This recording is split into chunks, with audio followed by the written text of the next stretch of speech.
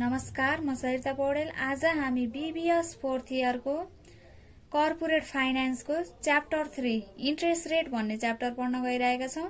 कृपया हाम्रो युट्युब च्यानललाई सब्स्क्राइब पनि गरिदिनु होला।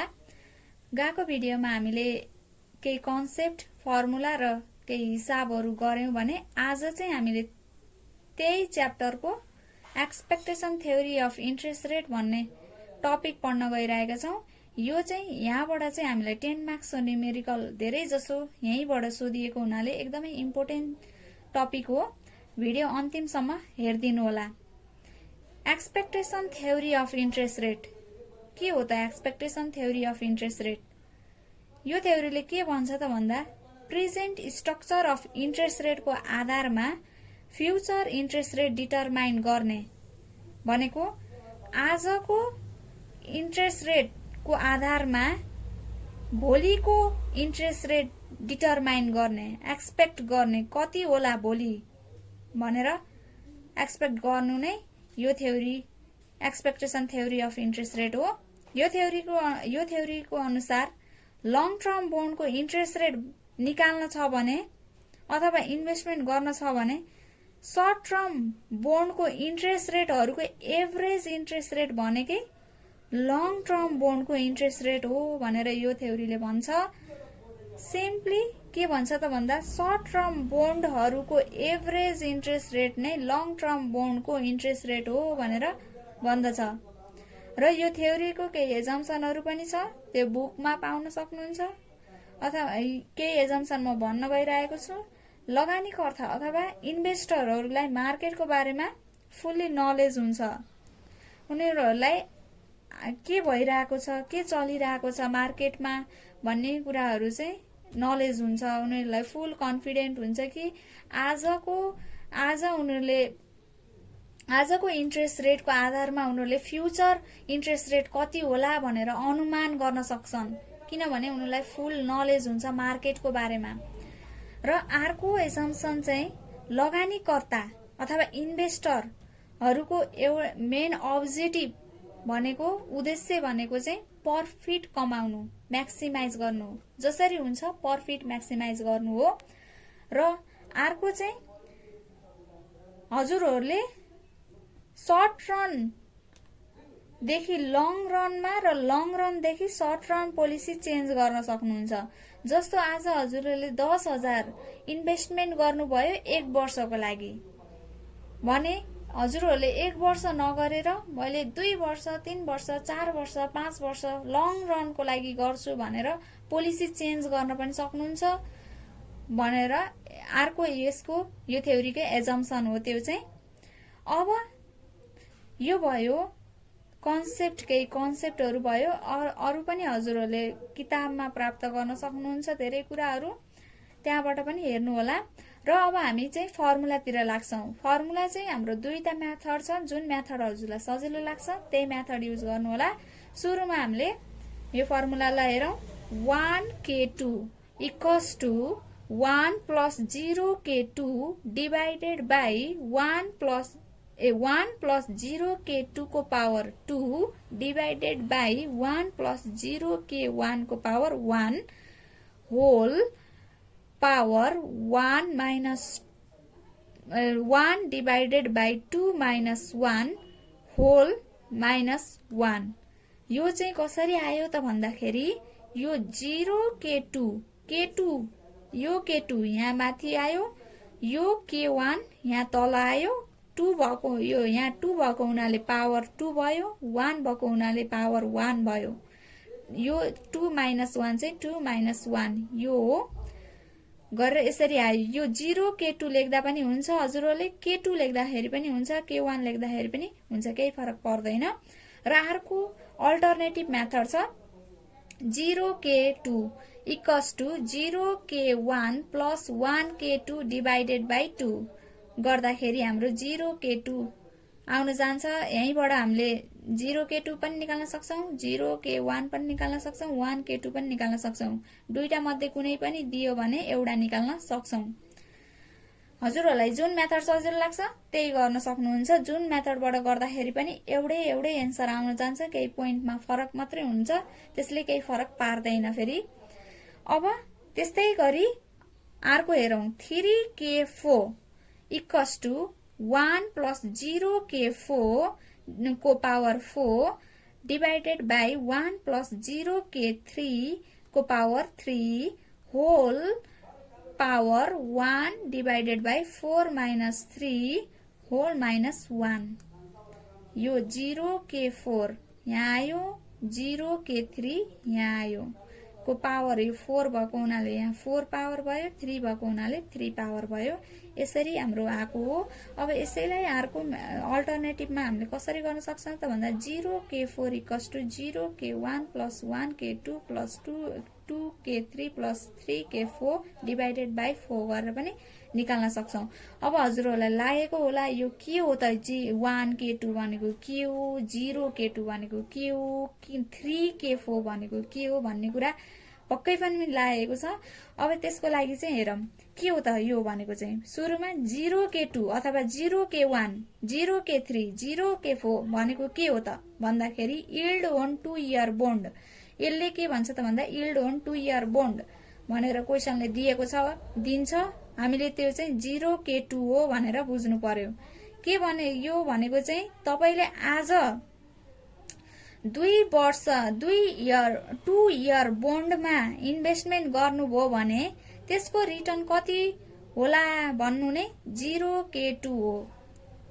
अथवा यहाँ 0k2 नभएर 0k1 पनि हुन सक्थ्यो। यो भनेको चाहिँ आज हजुरले 2 वर्षको लागि लगानी गर्नुभयो, इन्भेस्टमेन्ट गर्नुभयो, अब 2 वर्षपछिको रिटर्न कति होला, त्यसको रिटर्न कति होला भनेर भन्नु नै 0k2 हो। अथवा 0k3 चाहिँ 3 वर्षको लागि भयो, 0k4 भन्यो भने 4 वर्षको भयो।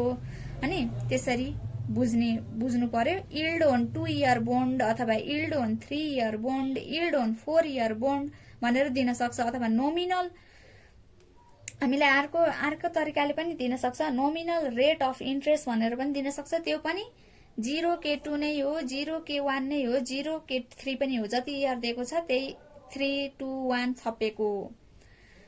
अब अर्को आयो 1k2। यसले के भन्छ त यसले के भन्छ त भन्दा के हो त यो 1k2 भनेको भन्दा interest rate of 1 year securities अथवा bond during the second year. यो भनेको 1k2 हो। अथवा interest rate of 1 year securities 1 year from now भन्नु र यो भन्नु एउटै हो। यसले के भनेको त भन्दा 1k2 हो। यसको उ चाहिँ के त सर्ट फर्म के हो त भन्दा 1k2 हो। यसको सिम्बल चाहिँ यो हो भनेर भनेको हो।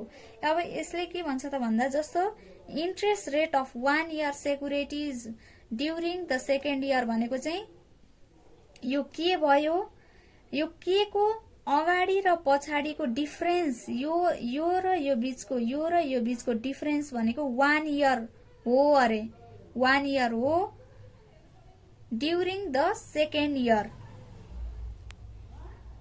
2 वर्षसम्मको during the second year. During भएको हुनाले यो पछाडि के को पछाडि भयो, ड्युरिङ भएको हुनाले। अब यसको र यसको बीचको डिफरेन्स चाहिँ 1 इयर हो। के को पछाडि चाहिँ 2 इयर हो रे। त्यसपछि अब यहाँ चाहिँ कति हुन जान्छ त भन्दा 1 हुन जान्छ। यसको र यसको बीचको डिफरेन्स 1 इयर हो ड्युरिङ द सेकेन्ड इयर भनेको हुनाले के को पछाडि 2 इयर राखे हामीले। ड्युरिङ द सेकेन्ड इयर भएको हुनाले 2 इयर भयो 1k2। अब यसको र यसको बीचको डिफरेन्स भनेको 1 हो भने यहाँ 1 भयो, त्यही भएर 1k2 भएको हो यो चाहिँ। अब यहाँ यो नभनेर यो पनि भन्न सक्छ interest rate of 1 year securities 1 year from now. From now भनेपछि त अगाडि हुनु पर्यो नि त, 1 चाहिँ अगाडि हुनु पर्यो। डिफरेन्स चाहिँ 1 इयरको छ भनेपछि यहाँ कति भयो त भन्दा 2 इयर भयो 1k2। ड्युरिङ भन्यो भने पछाडि, ड्युरिङ पछि जति इयरको दिएछ त्यो चाहिँ पछाडि के को पछाडि राख्ने। नाउ भन्यो भने फ्रम नाउ भन्यो भने चाहिँ के को अगाडि राख्ने, कति इयर दिएको छ त्यो चाहिँ के को अगाडि राख्ने। ड्युरिङ नभनेर एक्सपेक्टेड भन्यो भने पनि एउटै हो है, ड्युरिङ एक्सपेक्टेड भन्यो भने एउटै नै हो। अब अर्को यसै गरी हामीले 3K4 को पनि हेर्छौं, त्यसपछि बुझ्छौं हामीले राम्रोसँग। यसै गरी अब यहाँ हेरौं 3K4 equals to interest rate of 1 year securities during the 4 year भनेर क्वेशनले सोध्छ। What is the interest rate of 1 year securities during the 4 year भनेर क्वेशनले सोध्छ। यो भनेको के हो त भन्दाखेरि 3K4 हो। कसरी त भन्दा के सुरुमा के छ, सुरुमा के लेखौं, त्यसपछि यसको डिफरेन्स भनेको चाहिँ 1 year अरे, यो र यो बीचको डिफरेन्स 1 year र ड्युरिङ द 4 year भनेको हुनाले यहाँ 4 भयो भनेपछि यो र यो बीचको डिफरेन्स, यो र यो बीचको डिफरेन्स भनेको 1 हो भनेपछि यहाँ कति हुन जान्छ त भन्दा 3 हुन जान्छ। त्यही भएर 3K4 भएको हो। यो नभनेर यो भन्न नि सक्छ interest, what is the interest rate of 1 year securities 3 year from now भन्न पनि सक्छ। यो भनेको पनि सेम यही नै हो। के को भयो, यो डिफरेन्स भनेको चाहिँ 1 year हो अरे, फ्रम नाउ भनेको हुनाले के को अगाडि 3 भयो र यसको बीचको डिफरेन्स 1 year हो भने यहाँ चाहिँ कति भयो त भन्दा 4 year भयो। यसरी हामीले यो बुझ्न पर्छ। क्वेशन बुझ्दाखेरि चाहिँ हामीलाई डाइरेक्ट 3K4 निकाल भनेर सोध्दैन, यसरी सोध्छ हामीलाई। यसरी सोच्दाखेरि चाहिँ यसको सिम्बल के हो त भन्दा यो हो भन्ने कुरा चाहिँ बुझ्नु पर्छ। अब हामीले एउटा एक्जाम्पल हेर्छौं। Question number example number 1, the real risk free rate of interest is 2%, inflation is expected to be 3% the next 2 year and 5% during the next 3 year after that. Assume that the maturity risk premium is 0. सुरुमा के सोधेको छ त भन्दा what is the yield on 3 year treasury security। अर्कोले के सोधेको छ भन्दा चाहिँ what is the yield on 5 year treasury security भनेर सोधेको छ क्वेशनले। अब यो क्वेशनले यस्तो भनेको छ, के भनेको छ त भन्दा real risk free rate of interest चाहिँ 2% दिएको छ रे, 2% दिएको छ।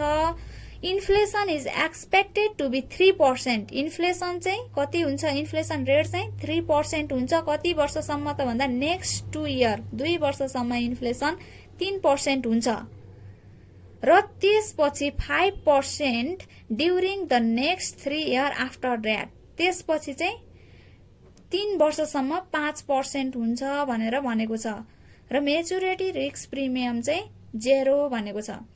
अब गिभन सारौं पहिला सुरु। Real risk free rate of interest के एस्ट्रिक इक्वल्स टु 2% दिएको छ। Inflation rate in year 1 year को इन्फ्लेसन चाहिँ कति छ त भन्दा 3%। इन्फ्लेसन रेट इन इयर 2 पनि 3% किनकि नेक्स्ट 2 वर्षसम्म चाहिँ इन्फ्लेसन चाहिँ 3% हुन्छ भनेर भनेको छ। अनि इन्फ्लेसन रेट इन इयर 3 चाहिँ 5%, इन्फ्लेसन रेट इन इयर 4 चाहिँ 5%, इन्फ्लेसन रेट इन इयर 5 चाहिँ 5%। किन त भन्दाखेरि त्यसपछि चाहिँ 3 वर्षसम्म 5% हुन्छ भनेर भनेको छ इन्फ्लेसन रेट। त्यही भएर हामीले यहाँ 5% लेख्यौं।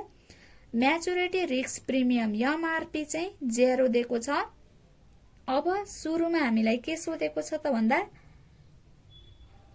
What is the yield on 3 year treasury security। अघि नै हामीले हेरिसक्यौं। यील्ड अन 3 year बन्ड भन्यो भने के हुन्छ त भन्दा 0K3। Yield on 4 year bond भन्यो भने 0K4 हुन्छ भनेर अघि नै भन्यौ। हामीलाई यहाँ सोधेको चाहिँ के हो त भन्दा yield on 3 year treasury security अथवा बन्ड भनेर सोधेको छ। अब यसको फर्मुला चाहिँ 0K3। टी चाहिँ हामीले यो ट्रेजरी बन्ड भएको हुनाले त्यही भएर टी लेख्यौं equals to K asterisk plus IP3 plus MRP. IP3 चाहिँ किन लेख्यौं त भन्दा यो 3 year को बन्डको भएको हुनाले IP3 पनि इन्फ्लेसन प्रिमियम पनि 3 year कै राख्नु पर्छ। त्यही भएर 3 लेखेको हो।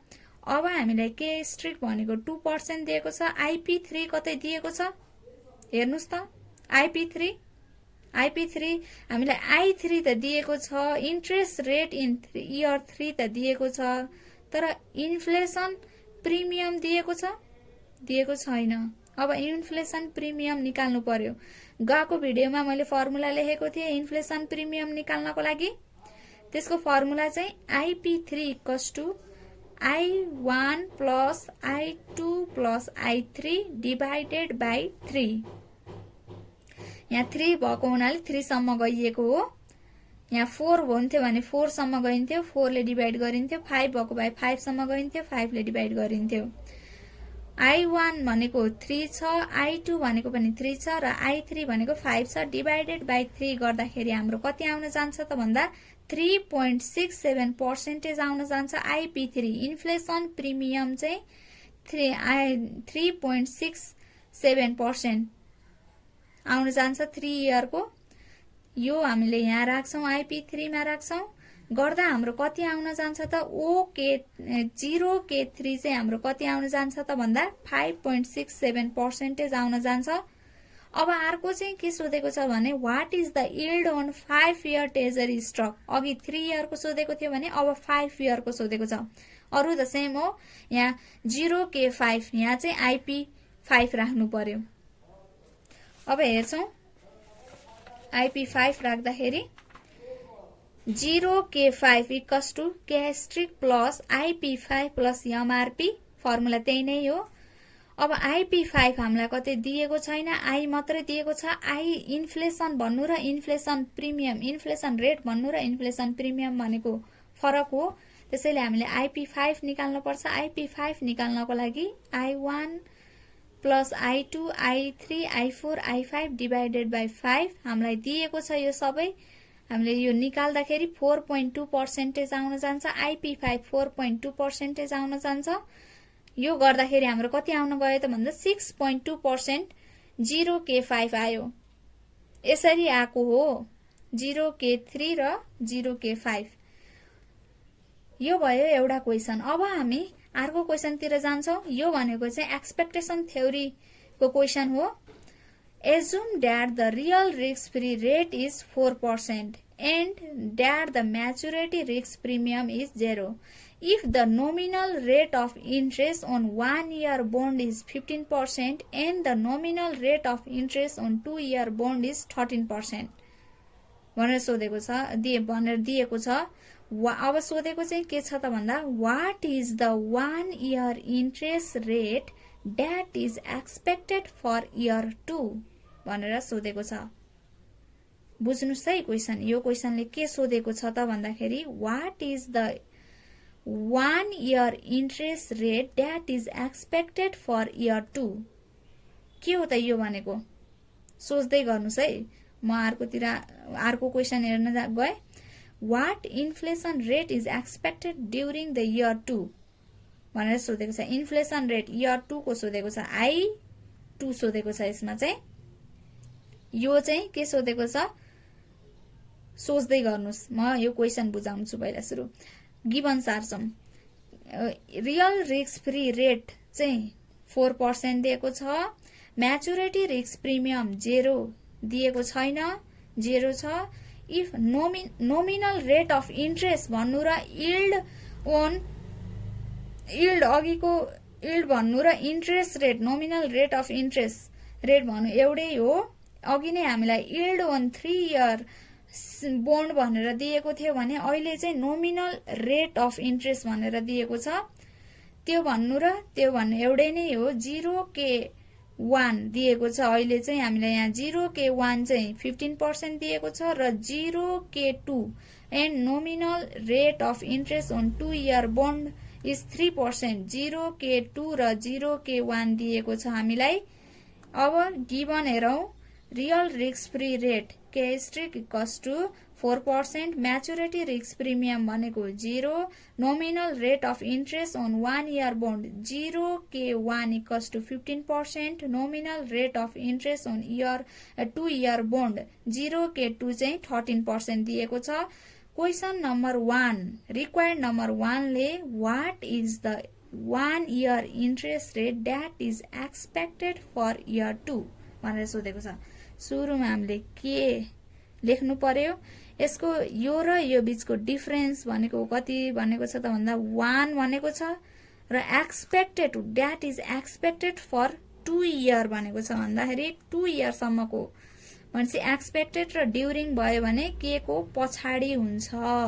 2 year चाहिँ पछाडी भयो, के को पछाडी भयो। अब यसको र यसको बीचको डिफरेन्स भनेको चाहिँ 1 हुन्छ भने यहाँ कति हुन आयो त भन्दाखेरि 1 आउन गयो। 1k2 यसले सोधेको चाहिँ 1k2 हो। के निकाल भनेको त भन्दाखेरि 1k2 कति हुन जान्छ भनेर सोधेको छ। अब हामीले यसको फर्मुला राखौं, अघि नै भनिसके यसको फर्मुलाहरु। We have 1k2 equals to 1 plus 0k2 2 भएको हुनाले यहाँ power 2 divided by 1 plus 0k1 को पावर 1 भएको हुनाले 1 whole power 1 divided by 2 minus 1 whole minus 1। यो भयो एउटा मेथड। अर्को मेथडबाट पनि गर्न सक्नुहुन्छ। यो फर्स्ट मेथड, जुन मेथड सजिलो लाग्छ त्यही मेथड गर्नु होला।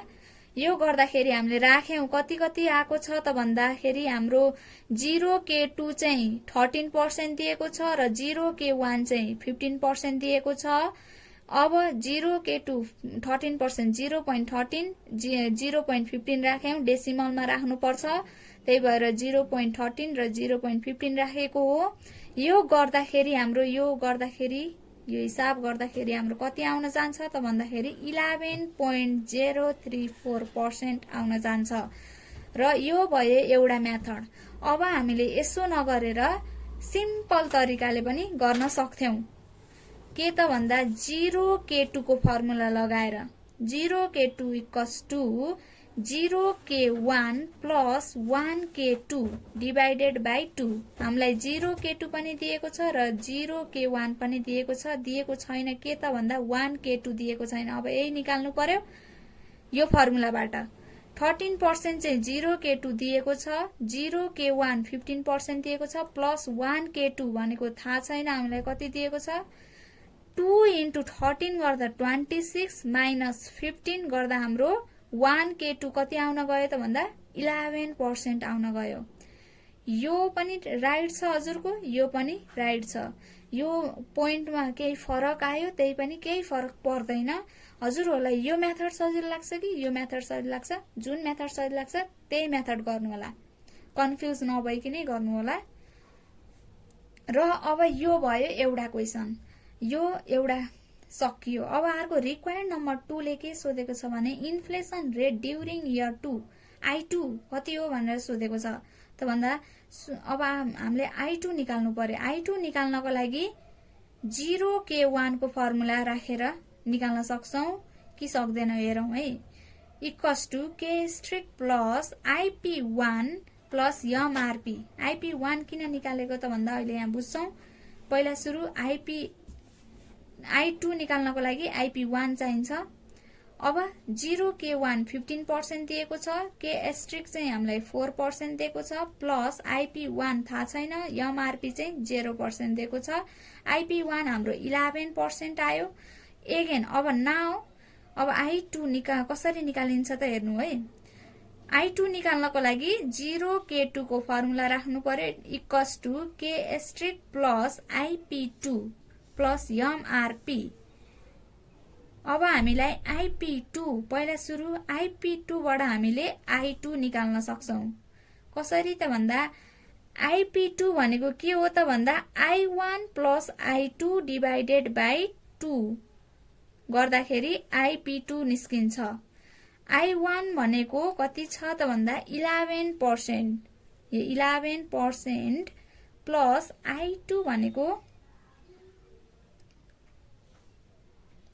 हाम्रो कति छ I2 भनेको हामीलाई थाहा छैन। हेरौं पहिला सुरु अब आइपी भनेको पो 11 छ। I1 भनेको कसरी 11 भयो भन्नु होला। अब IP1 को फर्मुला हेर्नुस्। IP1 को फर्मुला भनेको के हो त भन्दा I1 डिभाइडेड बाइ 1 हो।